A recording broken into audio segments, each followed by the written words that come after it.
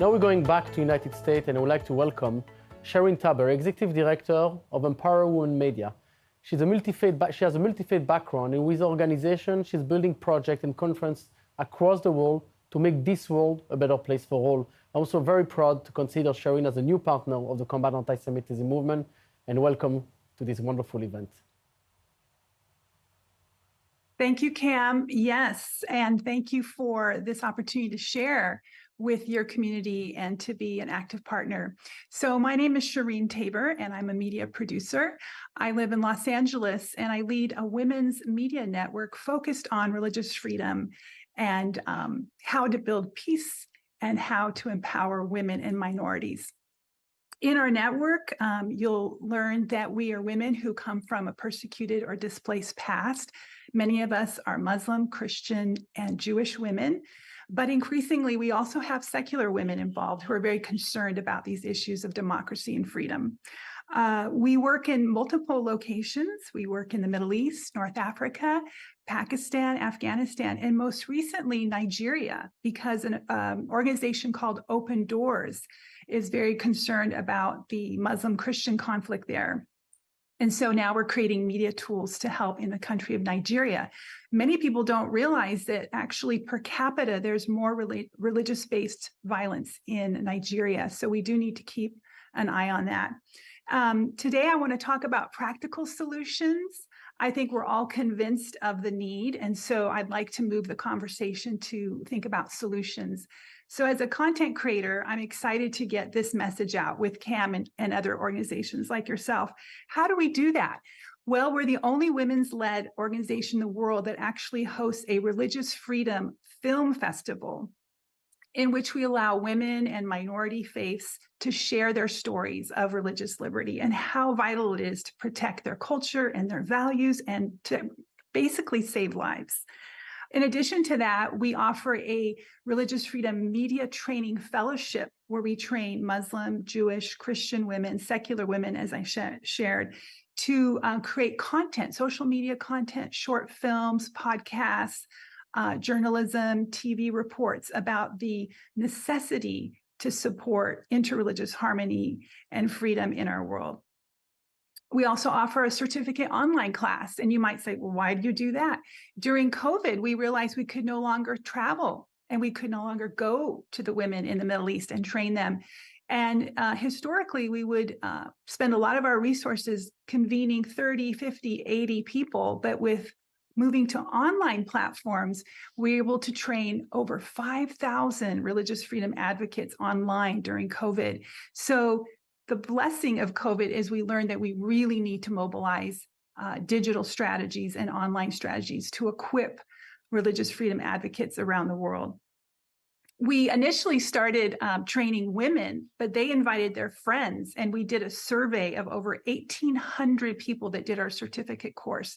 The number one name on the religious freedom course was Muhammad. And we were reaching women, and yet women were telling their brothers and friends and colleagues about the religious freedom course. And we were surprised to find that many men, Muslim men, were also interested in this course. So we feel like the future is bright when we can look at practical media solutions to educate the next generation. Similar to the Abraham Accords, we are continuing to do outreach in the region. I wanted to encourage you that we did a coalition meeting of 80, actually 90 professionals, CEOs, executives, Muslim women in Marrakesh about how do we promote inclusion and diversity. And again, we were so encouraged that these women were saying, we want more education, we want more training. We know we need to stop religious freedom, religious persecution and discrimination in the workplace. Please help us. We need the tools, we need the content. So I want to encourage you that while we are seeing more religious conflict in some parts of the world, equally, the next generation is eager for solutions, education, and training to take this important message out. I also want to challenge you today that our society has invested heavily in social movements like the LGBT community or climate change. But we need to do more for the faith community. There are organizations out there like the Religious Freedom and Business Foundation that are moving aggressively into the business sector to communicate business people. It's a top-down approach where if we can reach the business community, at least we know in the workplace we can stand together to support our Muslim and Jewish and Christian colleagues. So I'd like to encourage you to think about what are business strategies we can use to mobilize more people to support religious liberty. Finally, I wanted to give you an example of one of our short films. We're going to cue up the film called Unity. And I want you to see that the power of a short film can shift a heart in a matter of seconds. Our research has shown that when you use visual media to express this important message of religious liberty, or not, why we don't burn holy texts, we have found, our research has found that when people see a visual story, it actually impacts them more than hearing a lecture or reading an article. So I'm hoping that we can cue up the film Unity. And I just want to say we're here to partner with you. We're here to partner with CAM. We offer practical digital media solutions to help educate your community, your constituents on how to stand up for religious liberty and how to stop religious-based violence and discrimination. So let's roll to the film Unity.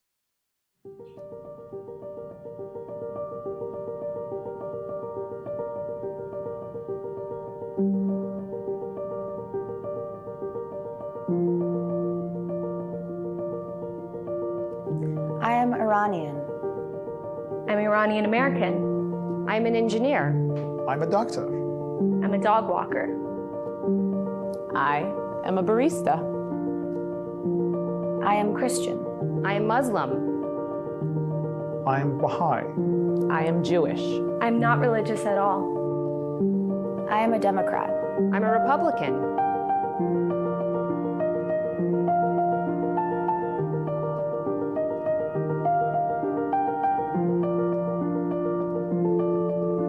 I don't care about your politics Or where you come from. Or what you believe in.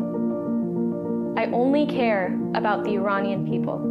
And if you support them, then I am with you. I'm with you. I am with you. I am with you. Are you with us? Are you with us?